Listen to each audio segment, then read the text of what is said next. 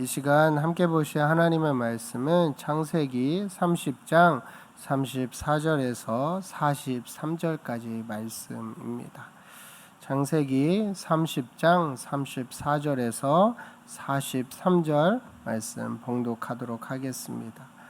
라반이 이르되 내가 내 말대로 하리라 하고 그날에 그가 순 염소 중 얼룩무늬 있는 것과 점 있는 것을 가리고 암염소 중 흰 바탕에 아롱진 것과 점 있는 것을 가리고 양 중에 검은 것들을 가려 자기 아들들의 손에 맡기고 자기와 야곱의 사이를 사흘길이 뛰게 하였고 야곱은 라반의 남은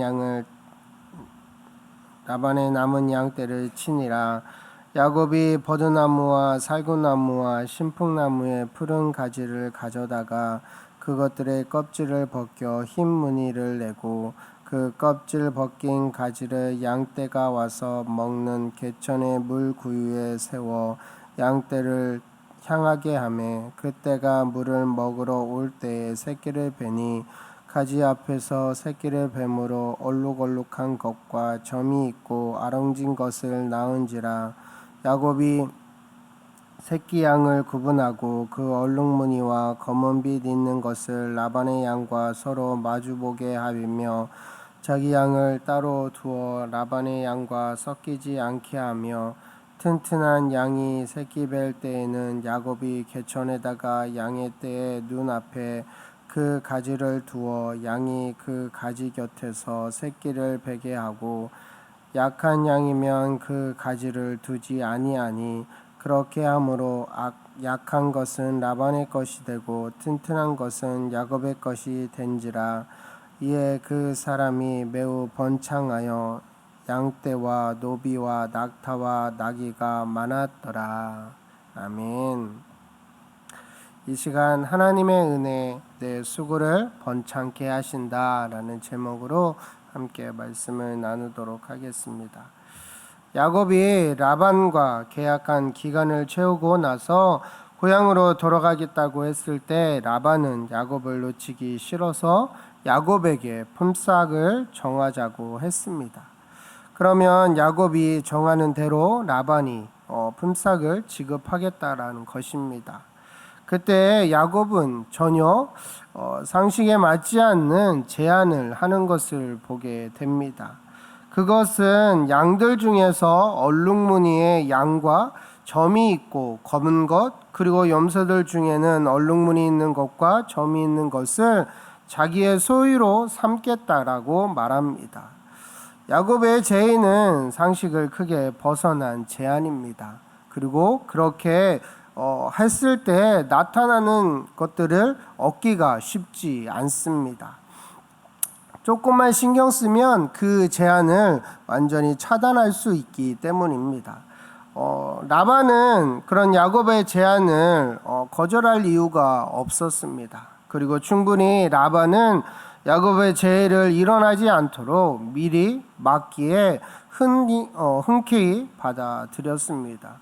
실제로 라반은 야곱이 스스로 제안한 것을 이루지 못하도록 수를 쓰고 있는 모습이 나타납니다. 35절에서 36절의 말씀은 그가 이렇게 행합니다. 그날에 그가 순 염소 중 얼룩무늬 있는 것과 점 있는 것을 가리고 암염소 중 흰 바탕에 아롱진 것과 점 있는 것을 가리고 양 중에 검은 것들을 가려 자기 아들들의 손에 맡기고 자기와 야곱의 사이를 사흘길이 뛰게 하였고 야곱은 라반의 남은 양떼를 치니라. 라반은 정말 야비한 사람 같습니다. 철저하게 야곱한테 품삯을 주겠다라고 이야기하며 야곱을 붙잡으려고 하고 있지만 정작 야곱에게 돌아가는 것은 한 푼도 줄 수 없는 모습을 보게 됩니다. 그는 야곱의 제안을 받아들이는 즉시 자신의 짐승 중에 알롱지고 검은 것을 확실하게 구분을 짓는 것을 보게 됩니다.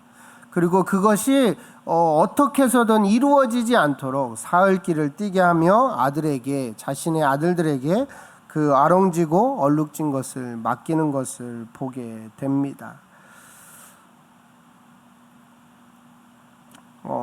이는 자기 소유의 짐승을 야곱에게 단 한 마리도 줄 수 없다라는 것을 은연중에 나타내고 있는 것입니다. 그러나 그런 라반에게 호락호락 당하고 있을 야곱이 아니었습니다. 야곱은 야곱대로 대책을 마련하고 있는 것을 보게 됩니다. 37절에서 39절 말씀을 함께 읽어보도록 하겠습니다. 야곱이 버드나무와 살구나무와 신풍나무의 푸른 가지를 가져다가 그것들의 껍질을 벗겨 흰 무늬를 내고 그 껍질 벗긴 가지를 양떼가 와서 먹는 개천의 물구유에 세워 양떼를 향하게 하며 그 떼가 물을 먹으러 올 때에 새끼를 베니 가지 앞에서 새끼를 뱀으로 얼룩얼룩한 것과 점이 있고 아롱진 것을 낳느니라. 야곱은 어떻게 하면 얼룩무늬와 점이 있는 양과 염소를 낳을 수 있는지 자기만의 노하우가 있었던 것 같습니다. 그 방법은 나무 껍질을 벗겨서 그 껍질을 벗긴 가지를 양떼가 물을 먹으러 올 때에 그 개천에 두는 것이었습니다. 그러면 양떼가 물을 먹으면서 그 나뭇가지를 보면서 새끼를 베는데 그때 새끼를 벤 양들은 전부 다 얼룩무늬 있고 점 있는 새끼를 낳게 되었다라고 성경은 말해주고 있습니다. 그러나 이런 방법은 전혀 과학적인 근거가 없습니다. 즉 지금도 누군가가 야곱이 사용한 이 방법대로 한다고 해서 그도 야곱처럼 얼룩무늬가 있고 점이 있는 양을 낳을 수는 없다는 것입니다. 이것은 그 당시 야곱에게만 일어났던 사건이었지 그 사건이 그 이후에도 누군가에 의해서 계속해서 일어나지는 않았다는 것입니다. 그럼 어떻게 이런 일이 일어날 수 있었을까요? 그건 하나님께서 그렇게 하셨기 때문입니다. 야곱이 그런 기발한 방법을 사용해서 그렇게 된 것이 아니라 하나님께서 야곱에게 그런 짐승들을 허락해 주셨기 때문에 야곱이 치는 양과 염소들 가운데서는 그런 새끼들이 많이 태어났다라는 것입니다. 우리는 이 사건을 통하여서 하나님의 축복 하나면 다 된다라는 사실을 알 수 있습니다. 지금 야곱이 만난 상황은 야곱이 도저히 부자가 될 수 없는 상황입니다. 상식적으로 생각했을 때 그는 완전히 빈털터리가 될 수밖에 없는 상황이고 얻는다고 해도 풍부하게 얻을 수 있는 그런 상황도 아니었습니다. 그런데 하나님께서 도와주시니까 그런 불가능을 이기고 나중에 가면 야곱이 라반보다 훨씬 큰 부자가 됨을 보게 됩니다. 그러므로 우리는 일찌감치 세상의 방법으로 잘 되리라고 하는 생각을 버려야 합니다. 왜냐하면 우리에게는 우리에게만 주어진 방법이 있기 때문입니다. 우리는 이 세상의 방법이 아니라 하나님께서 우리에게만 허락하시는 그 방법을 사용해야만 잘 될 수 있습니다. 그 방법은 성경에 기록되어 있으며 성경에 숨어 있습니다. 그러므로 우리는 성경을 가까이 하며 하나님과 가까워져야 합니다. 그래야 하면 성경 속에 있는 그 놀라운 비밀을 하나님께서 열어주셔서 우리가 그 비밀을 알 수 있으며 우리가 그 방법대로 살아갈 때 성경 속에 약속된 모든 축복을 누리며 살아갈 수 있습니다. 그리고 그 과정을 통하여 우리가 점점 더 온전한 믿음의 사람으로 자라날 수 있기 때문입니다. 하나님의 자녀인 우리가 성경적인 방법을 사용하지 않고 세상의 방법을 사용하면 처음에는 잘 되는 것처럼 보여도 결국 나중에 가면 반드시 그 대가를 지불해야 합니다. 그러나 우리가 미련해 보이고 완전히 망한 것처럼 보일지라도 성경대로 행하고 성경 말씀대로 순종하며 나아갈 때 그것은 하나님의 놀라운 손길이 닿는 축복의 역사를 이루게 됩니다. 왜냐하면 모든 생사화복을 주관하시는 하나님께서 우리를 반드시 도와주시기 때문입니다. 하나님의 손길을 야곱에게 일어나자 어떤 결과를 낳게 됩니까? 40절에서 42절 말씀에 보면 놀라운 결과를 낳게 되는 것을 보게 됩니다.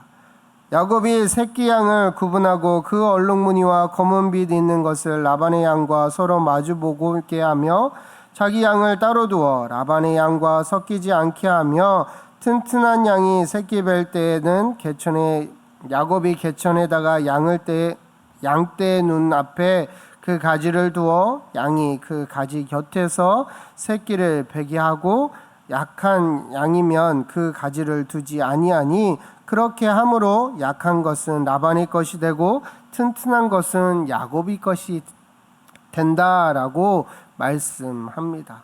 야곱은 자기의 방법으로 계속해서 자기 소유의 가축을 늘려갔습니다. 그런데 야곱은 자기 특유의 기질을 또 발휘합니다. 그것은 튼튼한 양이 새끼를 뵐 때에는 나뭇가지를 두어서 튼튼한 양이 전부 다 자기 소유가 되게 하고 약한 양이 새끼를 뵐 때에는 나뭇가지를 치워서 약한 양들은 전부 라반의 소유가 되게 한 것입니다. 자기 나름 수고를 열심히 한 것입니다. 그래서 튼튼한 양은 자기 것이 되었고 약한 것은 라반의 것이 되었습니다. 그런데 이것이 야곱의 수고와 지혜 때문에 모두 일어난 것일까요? 겉으로 보기엔 그렇게 생각할 수 있습니다. 그러나 더 깊이 들어가 보면 하나님의 은혜가 없었다면 이루어질 수 없는 결과였음을 보게 됩니다. 하나님께서 개입하셨기에 가능한 놀라운 이 은혜였습니다. 우리는 수고와 지혜로 모든 것이 다 이루어졌다라는 교만에 빠질 수 있습니다. 그러나 그 내면엔 하나님께서 개입해 주지 않으시면 도저히 이룰 수 없는 결과가 더 많음을 기억해야 합니다. 그러기에 겸손해야 하고 늘 감사를 잃어버리면 안 됩니다. 내 잘난 맛에 빠져 정작 하나님의 은혜를 잃어버린다면 이 얼마나 불행한 일이겠습니까? 이 땅에 살아가는 우리 모두의 삶에 나타난 축복은 하나님이 개입이 있기에 가능한 은혜였음을 잊지 않는 저와 여러분이 되시기를 바랍니다.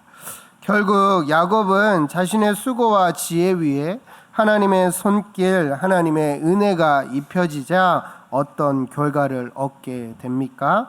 43절 말씀에 보면 이에 그 사람이 매우 번창하여 양떼와 노비와 낙타와 나귀가 많았더라라고 말씀하고 있습니다.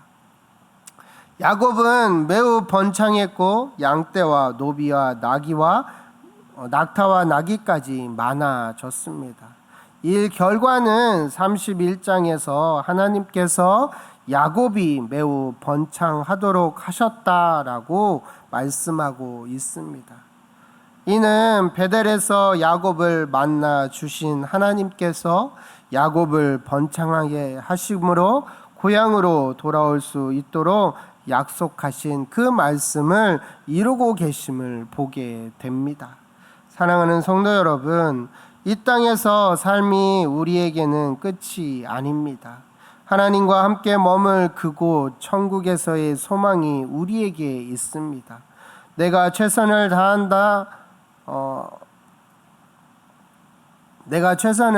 다하는데 그 결과로 나타나는 모든 좋은 축복은 하나님께서 개입하셨기에 이루어진 놀라운 은혜였다라는 사실을 잊지 않고 감사와 낮아짐의 삶이 되시기를 간절히 소망합니다.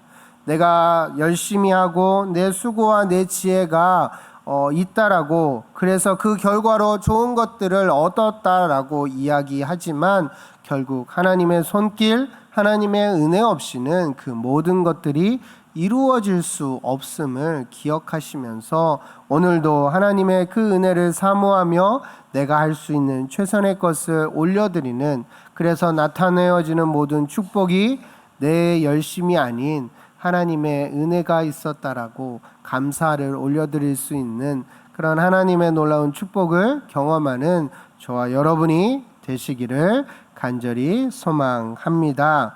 이 시간 함께 기도할 때 오늘 말씀을 기억하면서 하나님, 오늘도 우리의 삶에 이 야곱에게 향하신 그 하나님의 손길을, 그 은혜를 경험할 수 있는 우리들이 되게 하시며, 그것만을 바라보는 것이 아니라 그것을 바라보며 내가 할 수 있는 최선의 것을 올려드릴 수 있게 올려드리는 우리의 삶이 되게 해달라고, 무엇보다 돌아오는 토요일에 유치부 여름 성경학교를 위해서, 또한 8월 둘째 주에 있을 유초등부 청년들의 여름 수련회를 위해서 이 야곱에게 임하신 그 하나님의 놀라운 은혜, 그 놀라운 손길이 동일하게 이루어지는 여름 수련회가 되게 해달라고 함께 통성으로 기도하시고 주기도문으로 모든 예배를 마치도록 하겠습니다.